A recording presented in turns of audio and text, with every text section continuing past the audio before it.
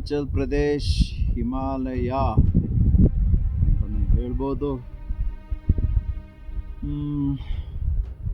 Almost all ಮೊನ್ನೆಯಿಂದ ಒಂದು 400 kilometre travel ಮಾಡಿದ್ದೀನಿ. ಇನ್ನೂ ಒಂದು 800 ಕಿಲೋಮೀಟ್ರು ಸ್ಟ್ರೆಚ್ ಇದೆ. It is not at all easy task. ತುಂಬಾ ಕಷ್ಟಕರವಾದಂಥ ಒಂದು ಜರ್ನಿ. ಇರಲಿ, ಎಕ್ಸ್ಪೀರಿಯನ್ಸ್ ಮಾಡಬೇಕು ಪ್ರತಿಯೊಬ್ಬರು ಕೂಡ.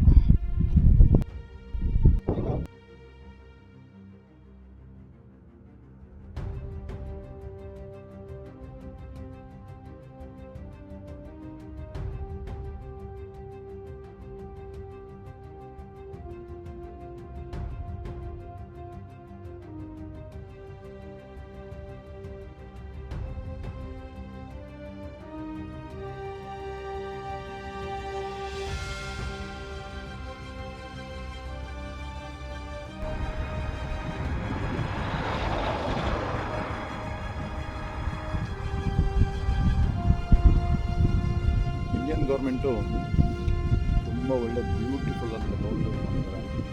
ಅದೊಂದು ತುಂಬಾ ಪ್ಲಸ್ ಪಾಯಿಂಟ್ ನಾವು ಈ ಜಾಗಗಳಿಗೆ ಎಕ್ಸ್ಪ್ಲೋರ್ ಮಾಡೋದಕ್ಕೆ.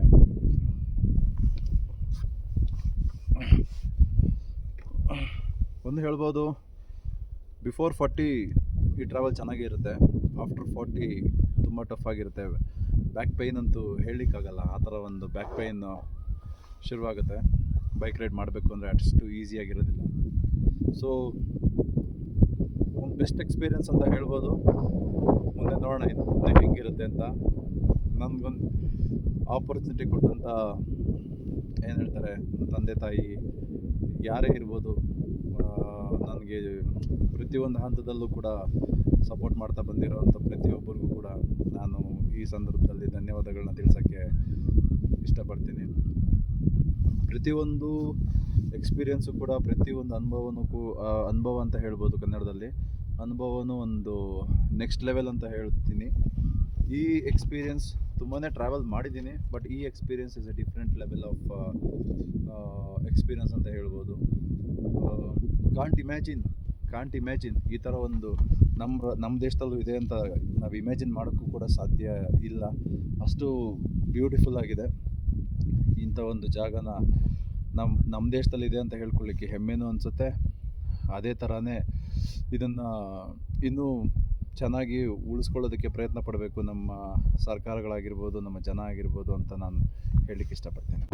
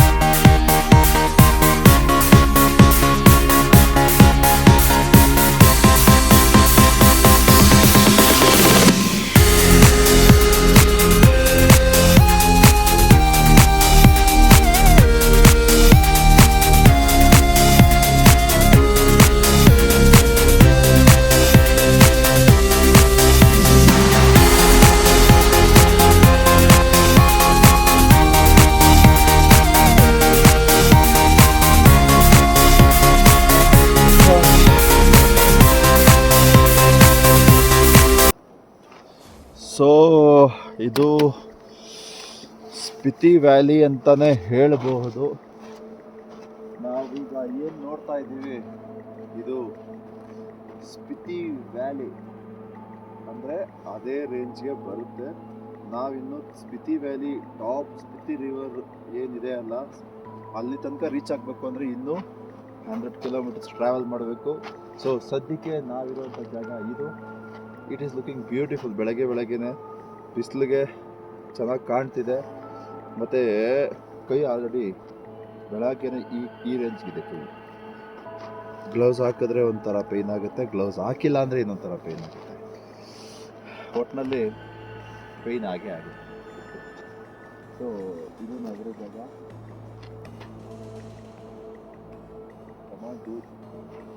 You did it. ಮುಗಿಸಿದ್ದೀನಿ ಗುರು. ಸ್ಪಿತಿ ವ್ಯಾಲಿನ ಸೋಲೋ ರೈಡರ್ ಆಗಿ ಮುಗಿಸಿದ್ದೀನಿ ಗುರು. ಇಷ್ಟು ಕಷ್ಟ ಇದೆ ಗೊತ್ತಾ ಗುರು ಸರ್ವೈವ್ ಆಗೋದು.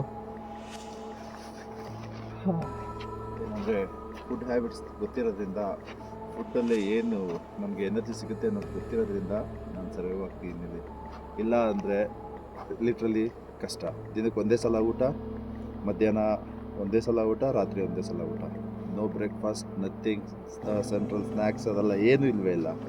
ಸೊ ಹಾಗಾಗಿ ಸರ್ವೈವ್ ಆಗ್ತಿದ್ದೀನಿ. ಬಾಡಿ ವಾರ್ಮ್ ಅಪ್ ಮಾಡ್ಕೋತಾ ಇರ್ತೀನಿ. That is the secret of this travel. Thank you.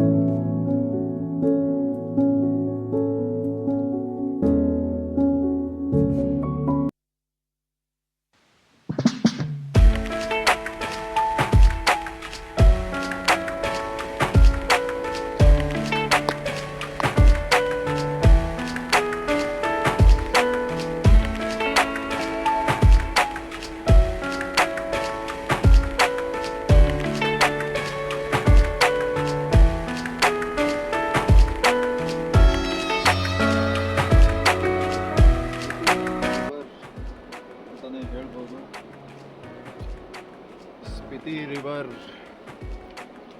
ಎಷ್ಟು ಕ್ಲಿಯರ್ ಆಗಿದೆ ಅಂತಂದರೆ,